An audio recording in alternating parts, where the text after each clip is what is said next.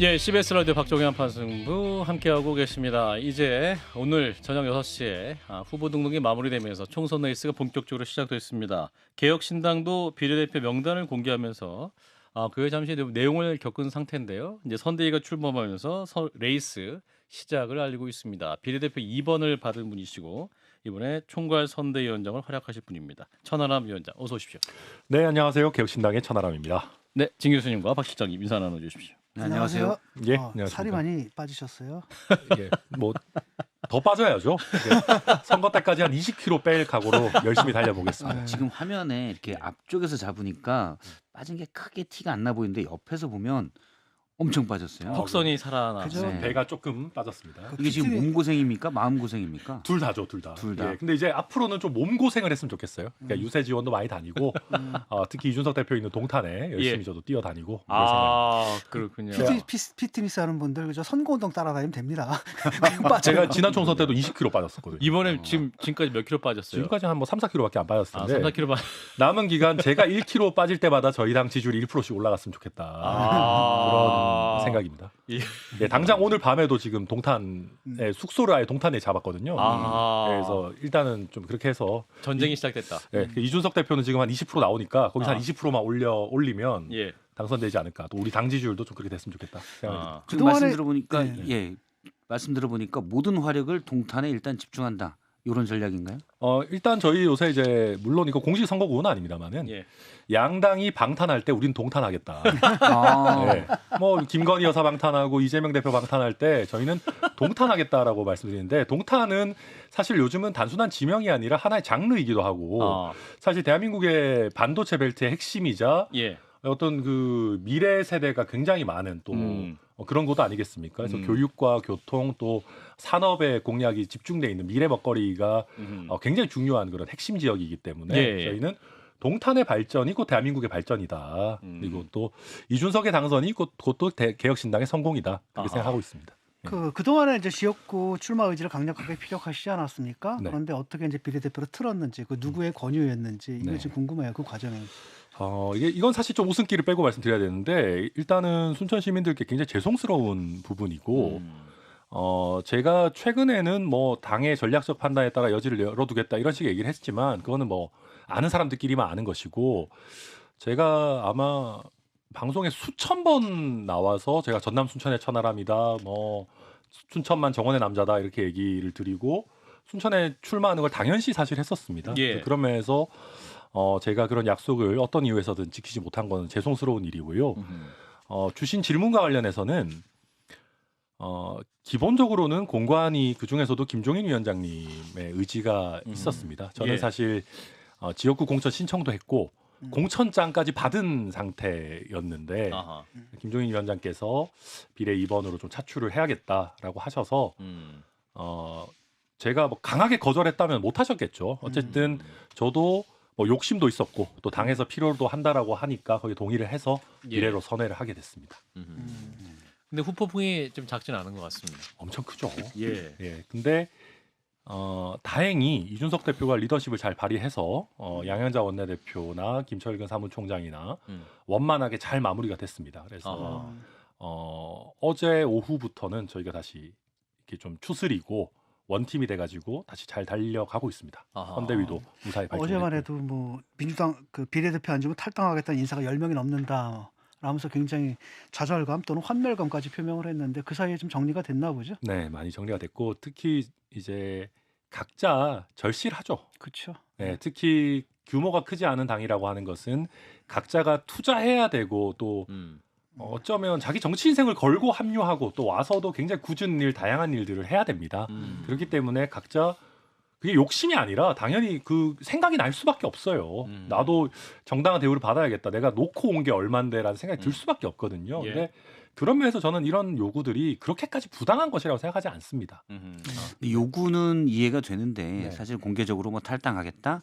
그리고 모 의원 같은 경우는 이제 다른 당으로 가겠다라고 알아본 것으로 알고 있는데 접촉까지 했던 것으로 알고 있는데 그런 부분들에 대해서는 뭐 이준석 대표가 상처받을 만하고 또 상당히 외부적으로도 많이 표출이 됐기 때문에 쉽게 아물까라는 의심도 듭니다. 근데 뭐 그 이종섭 도주 대사님께 감사하게도 예. 크게 이슈가 되지 않았던 게 아닌가. 워낙 그 이종섭 그 호주 대사 예. 이슈가 워낙 컸기 때문에 다행히 그래서 이게 크게 이제 부정적인 이슈로 도배가 되기 전에 저희가 이준석 대표가 당 대표로서 리더십을 잘 발휘했어요. 그래서 저는 양양자 원내대표께서도 물론 서운하실 수 있고 또 그 서운함이 개인적인 감정이 아니라 반도체의 중요성을 강조하는 차원에서 나온 거라서 저 충분히 공감하고 또 저는 양양자 대표님의 말씀 믿습니다. 믿고 김철근 사무총장도 당을 위해서 굳은 일 많이 하시기 때문에 하루 정도 또 충격받고 서운하고 하는 거 가능하다고 보고 다행히 잘 이준석 대표가 추스렸기 때문에 앞으로는 전혀 문제 없이 잘 갈 거다 생각합니다. 그 비례대표 명단은 뭐 제가 개인적으로 볼 때는 모든 당 중에서 제일 나은 것 같아요. 저도 그렇게 생각하는데 예. 잘 몰라요 지금. 근데 이제 문제는 뭐냐면 인지도가 떨어지고 예, 예. 그다음에 그 명확한 컨셉이 그렇게 썩 잘 보이는 것 같지는 않거든요. 예. 명단 하나하나 뭐 괜찮은데 그러니까 어떤 기준으로 지금 선발이 된 걸까요, 그게? 그러니까 저희가 지금 보면 그러니까 저희는 기본적으로 1+1 정당이 됐으면 좋겠다. 예. 그러니까 반윤 원툴 정당은 저희가 물론 반윤 정당이죠 어느 정도는. 예. 뭐 이준석 대표가 뭐 정부에 대해 비판적인 예, 입장이다. 뭐 윤석열 대통령이 제일 힘세고 서슬퍼럴 때 같이 맞서 싸우고 예. 할 얘기하는 그런 소신 있는 정당인 것도 맞는데, 근데 플러스로 저희는 1+1으로 일을 좀 잘했으면 좋겠다. 일. 아하. 그러니까 국회의원이라는 게 어쨌든 헌법기관이고 뽑아놓으면 4년간 활동해야 되잖아요. 예. 근데 반윤 원툴 의원이면은 좀 곤란하다. 음. 싸우기만 하는 의원들 사실 국민들 진절머리 나시지 않습니까? 그렇죠. 그래서 저희는 선명한 야당으로서의 역할도 하되 보시면 뭐 정말 괜찮은 전문가들과 괜찮은 정치인들이 잘 조화를 이루고 있어요. 근데 그 1번 있잖아요. 네. 비례 1번 이주영 그 소아 응급의학과 교수님 거기 한판 승부 한판 거의 승부에 가족이시잖아요. 한 두세 네. 번 출연하셨던 것 같아요. 네. 거의 저희가 키워드린 것 같은데. 아 진짜요. 네, 진짜 그런 것 같아요. 예. 비례 1, 2번이 다 한판 승부. 아 그러니까 말이에요. 아, 예. 근데 아직 아이고. 그 총괄 선대위원장이신데 공개 석상이 아직 나오고 있지 않으시네요. 방금 전까지 이제 저랑 선대위 운영에 대해서 상의를 사실은 했고, 아 그래요. 저희가 선대위 그 첫 회의가 월요일로 예정이 돼 있습니다. 아하. 그때 이제 언론과의 첫 짠하고 이제 대면 등장하시지 접촉. 않을까. 아 네. 그렇군요. 그 삼지대라는 게 참 쉽지가 않지 않습니까? 특히 한국과 어려워요. 같이 양당제가 그냥 뿌리 박히고 그다음에 그게 더 심해지는 것 같아요. 특히 이제 증오 정치, 혐오 정치가 양쪽에서 불붙으면서 그러면 중간지대가 좀 설지대를 좀 잃어버리거든요. 그렇죠. 그래서 과연 개혁신당이 그런 삼지대의 일반적인 운명에서 얼마나 다를까? 저희도 어찌 보면 처음에 너무 교만하기도 했고 첫 술에 배부르려고 했던 것 같아요. 아 그러니까 저도 그 진종호 교수님이 많이 도와주셨던 당원이기도 했던 녹색정의당 저희가 처음에 엄청 무시했거든요. 예. 뭐 우리 정의당 정도는 가뿐히 제친다 뭐 그랬는데 사실은 정의당도 어쨌든 굉장히 명확한 스탠스를 가지고 수십 년의 역사를 가지고 쌓아 올린 것 아니겠습니까? 근데 예. 저희는 너무 처음부터 쉽사리 수권 정당 레벨로 가려고 했었던 것 같은데 그 전략이 예. 좀 잘 안 됐던 것 같고요. 그래서 저희는 이제는 좀 겸손하게 가야 된다. 물론 많은 국민들의 지지를 얻기 위해 노력 안 하겠다는 것은 아니지만 지금 저희 비례들 후보들 보면 라인업 말씀하신 것도 괜찮아요.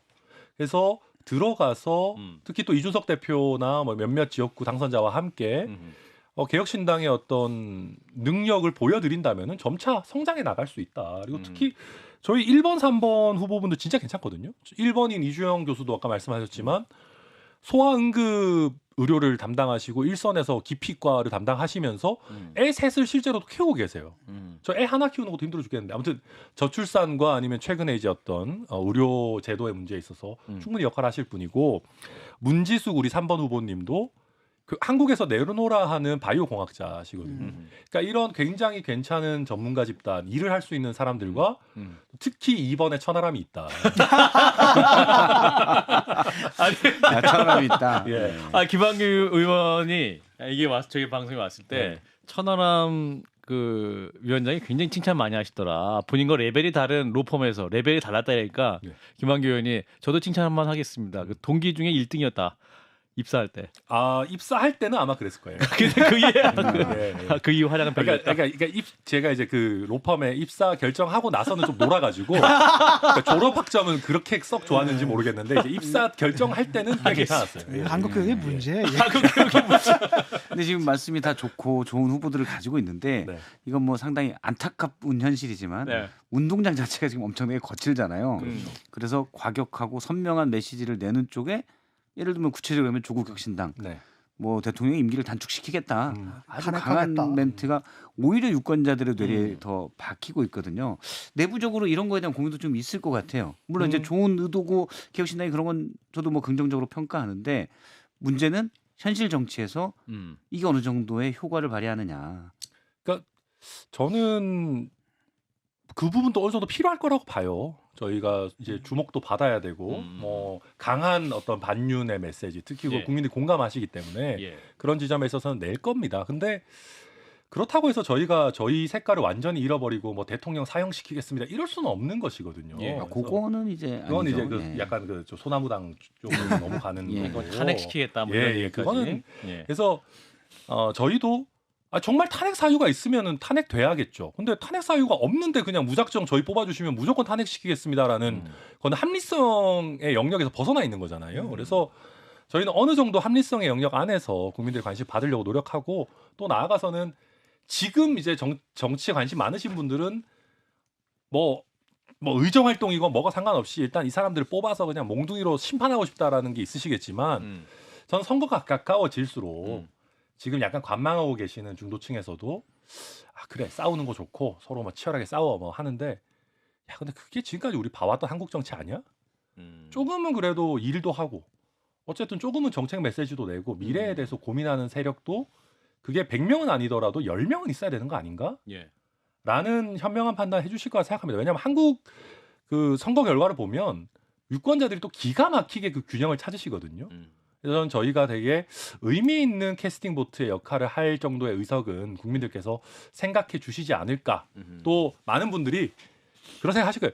이준석 천하람이 그 말은 청산 뉴스고 뭐 방송 나와서 뭐 거의 정치 구단인 것처럼 얘기하는데 저 인간들 저 국회에 진짜 보내놓으면 일 제대로 하나 아니면 입만 살았나. 예. 분명히 궁금해 하실 거다. 아하. 예, 저는 그리고 그 평가를 저희가 받아들일 뭐 준비가 되어 있다. 아하. 이제 개혁신당이 선명성보다 덩치 키우려다 실패했다, 실책했다라는 말씀도 하셨고 최악 때는 그 비례대표로만 출발할 수 있을 것이다 이런 또 전망도 하셨는데 자 일단 무엇보다 이 이준석 대표 이 동탄에 이제 집중을 좀 하시는 그런 모양새입니다. 네. 그러면 동탄의 구석구석을 다 훑고 있다.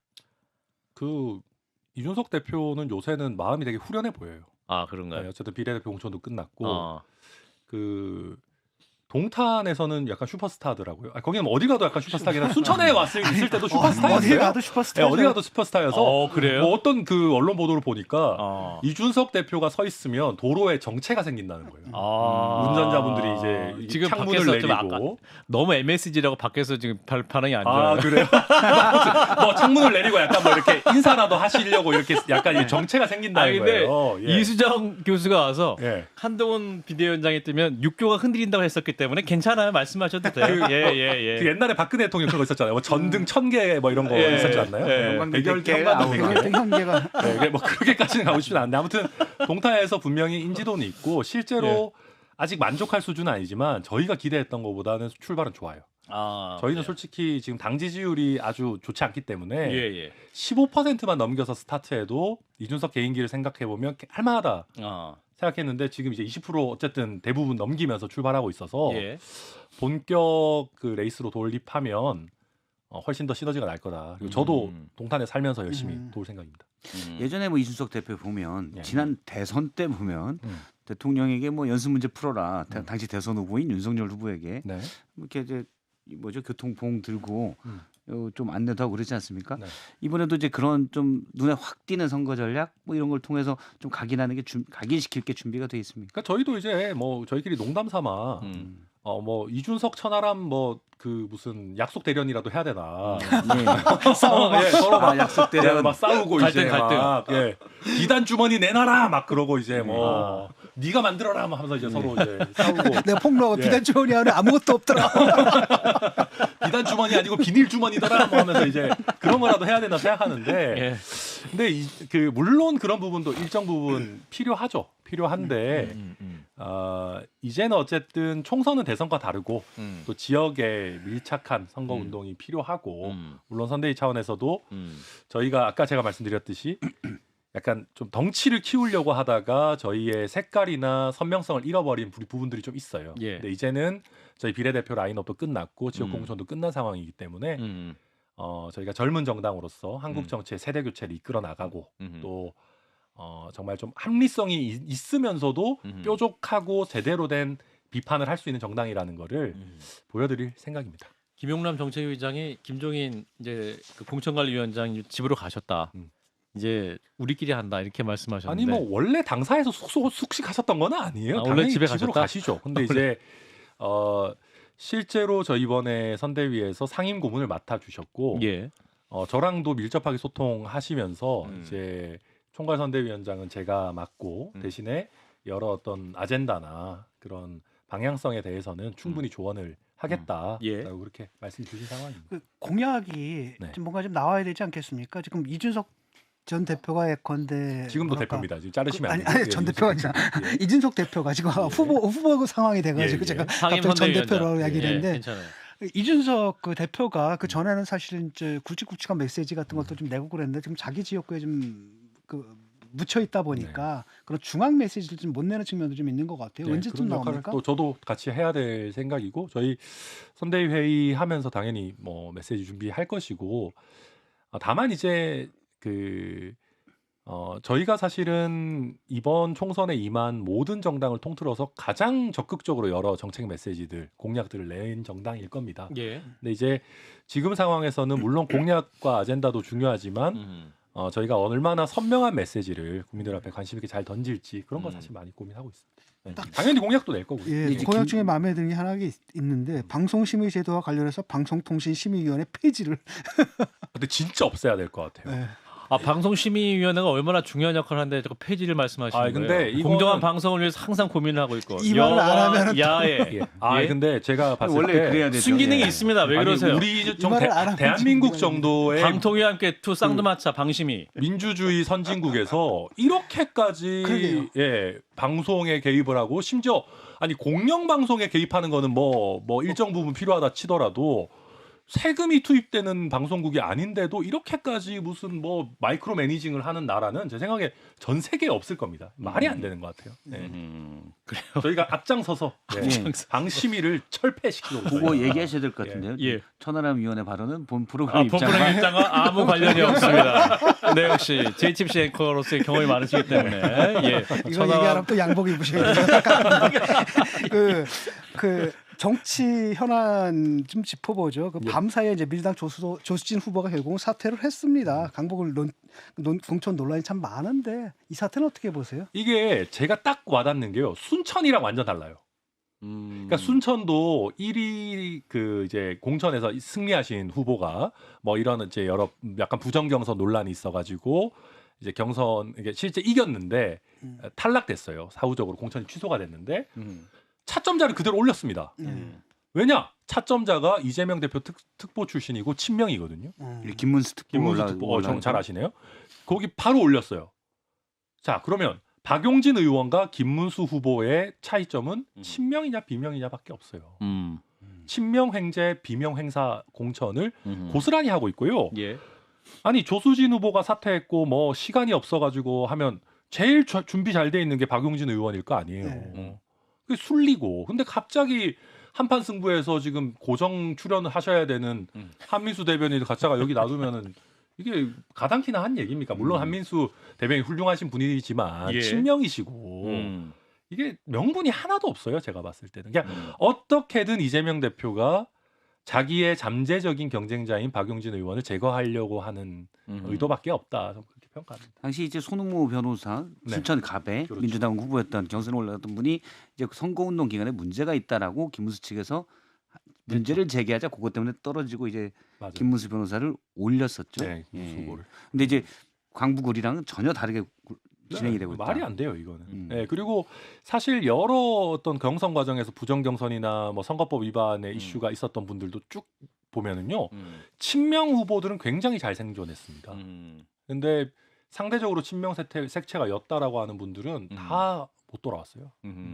개혁신당 얘기 하나 더 여쭤보면 네. 예를 들어서 지금 조국 혁신당 보면 부럽지요. 근데 저는 잘 모르겠어요. 아, 안 부럽습니까? 그러니까 물론 지금 선거에서 나오는 지지율만 보면 부럽죠. 근데 이분들이 저는 글쎄요. 저는 조국 혁신당의 그분들이 당선돼서 국회에 들어오는 게 대한민국 국회나 한국 정치의 발전을 위해서 좋을까? 그리고 어쨌든 본인들이 몽둥이로 사용되는 거지 않습니까? 사실 조국 혁신당의 비례 라인업에 대해서 그렇게 관심 갖고 보시는 분들 많지 저는 않을 거라 보거든요. 보니까 되게 혐의 순위더라고요. 그 막 이런저런 뭐 그러면서 조국 대표는 뭐 깨끗한 사람만 뭐 윤석열 대통령 심판할 수 있는 건 아니다라는 식으로 이제 자기 합리화를 하시는데 저는 그런 그룹에 끼고 싶지는 않습니다. 네. 근데 이제 뭐 그 판단은 또 있고 네. 어떻게 보면은 조국 혁신당의 경우는 아예 처음부터 비례정당을 표방을 했잖아요. 저는 개혁신당이 지역구와 함께 비례도 한다는 건 일종의 정치적 선택이라고 보고 약간 일정 부분 배팅이잖아요. 지역구에 당선 가능이 없음에도 불구하고 어떤 수권 정당으로 가기 위해서는 지역구원이 필요하다는 전략적 판단의 선택이었는데 지금 결과를 보면 차라리 비례정당만 표방해서 갔었으면 좀 더 효율적인 캠페인이 가능하지 않았을까라는 생각이 제가 사실 들더라고요. 그래서 그런 부분에 대해서 어떤지. 근데 우선은 저도 뭐 그런 생각을 안 하는 건 아닙니다. 안 하는 것은 아닌데 저희가 한철 장사를 하려는 게 아니고 어쨌든 꾸준히 국민들의 지지세를 넓혀 나가는 정당을 하겠다. 그리고 길게 봐서 수권 정당의 길로 가겠다라고 하면서 이번에는 비례 정당만 할게요라고 말씀드리는 것이 저는 좀 안 맞다고 생각했습니다. 예. 그래서 이번에 물론 좀 어려울 수 있겠죠. 그렇지만은 저는 사실 이준석 대표가 또 특히 당선이 된다면은 저는 그 불씨를 충분히 살릴 수 있을 거다라고 그렇게 기대하고 있습니다. 또 하나 차이는 사실은 조국 혁신당은 물론 2심까지는 유죄가 돼 있지만 대법원 판결만 남아 있고 대법원에서 유죄가 확정되면 피선거권을 잃게 되지만 그렇죠. 조국 대표가 사실 대선 주자 역할도 할 수 있거든요. 근데 개혁신당에는 그런 모습이 안 보여요. 그러니까 저는 그래서 이준석 대표나 천하람 위원장이 지금 후보가 내가도 대통령 할 수 있다. 이런 말들 해서 좀 한국 대통령제에서는 사실 그런 게 되게 필요하거든요. 깃발이 필요한데 우선 그런 이제 부분이 좀 약했던 게 아닌가. 그러니까 제가 이제 원래 어제까지 평당원이었다가 오늘 갑자기 이제 벼락 출세를 해서 이제 총괄선대위원장이 되어 있는데 저는 제가 무슨 대선 이런 얘기하기에는 너무 뭐 좀 허황된 얘기고 지금 단계에서는 그리고 저는 어쨌든 간에 약간 이제 이준석 대표가 굉장히 빠르게 저의 인지도를 상승시키기 위해서 많은 작업들을 해왔다고 생각합니다. 어쨌든 그건 차치하고 저에 대한 평가와 별개로 저는 이준석 대표는 어쨌거나 굉장히 확고한 대선 주자다라고 저는 생각해요. 예. 그리고 조국 대표 같은 경우에는 이번에 조국 혁신당의 이 바람 때문에 주목을 받고 있지만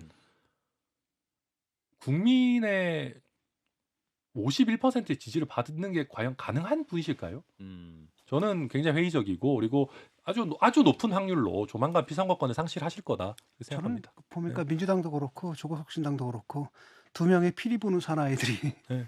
지지자들 갖고 데리고 그 진보 진영을 이상한 곳으로 지금 끌고 가고 있다 이렇게 보거든요. 진짜 이상한 곳으로 끌고 가는데 모르겠습니다. 근데 워낙 화가 나 있어서 지금 예. 윤 정권에 제가 사실 지난번에 그래서 한판 승부 왔을 때 그런 얘기 했었거든요.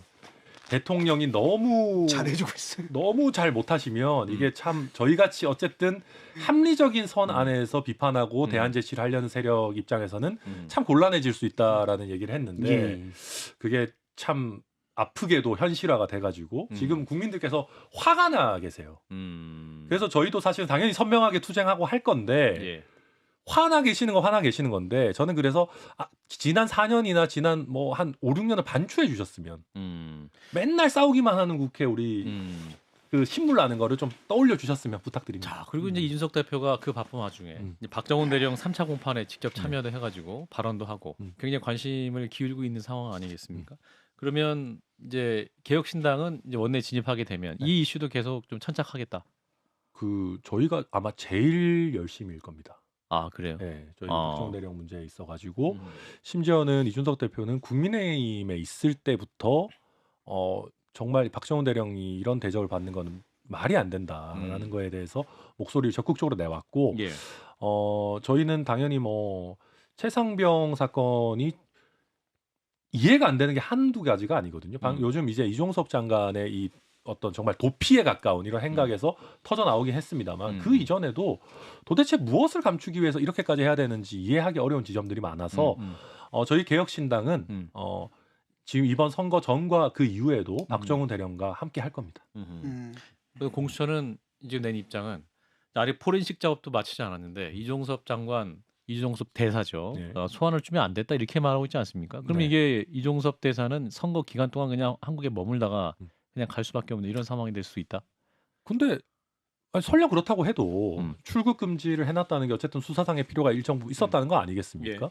그런 상황에서 공수처가 동의하지도 않았는데 법무부가 출국 금지를 해제해서 취재진을 거의 따돌리다시피 해서 이렇게 도주하듯이 대사로 부임한다는 게 이게 가당치 않은 일이거든요. 그리고 저는 지금 윤석열 대통령과 정부가 착각하는 것이 국내에 들어왔으니까 문제가 해결됐다고 생각한다면 저는 굉장히 오산이다. 저는 이미 그 도주하는 장면에서부터 이미 네, 국민들이 이렇게 국민 눈치 안 보고 권력자 마음대로 하는구나. 전 거기서 이미 국민들 마음이 다 떠나갔다라고 보고요. 설령 공수처가 수사 준비가 잘 안 돼 있어서 대기하는 기간이 좀 길어진다 해도 저는 그렇게 도피시킨 거에 정당성이 뭐 확인되는 것은 절대 아니다. 그렇게 생각합니다. 예, 3초 나왔습니다. 이제 개혁신당의 총괄 선대위원장으로서 이번 선거 임하시면서 또 국민들의 하고 싶으신 말씀 있으실 것 같습니다. 전해주시죠. 저희처럼 저희 싸우기도 잘 싸웁니다. 저희도 한국에서 말싸움이라고 하면 1인자라고 하는 이준석도 보유하고 있는 당이고 천하람도 나쁘지 않습니다. 근데 싸우는 것도 중요하지만 어쨌든 대한민국의 미래 고민하고 정책적 대안도 제시할 수 있는 싸움도 잘하고 일도 잘하는 정당이 필요하지 않겠나. 그걸 원하신다면 개혁신당에 꼭 많은 관심과 성원 부탁드리겠습니다. 네, 개혁신당 비례대표 2번을 받은 분이세요. 천하람 개혁신당 총괄 선대위원장이었습니다. 고맙습니다. 네, 감사합니다.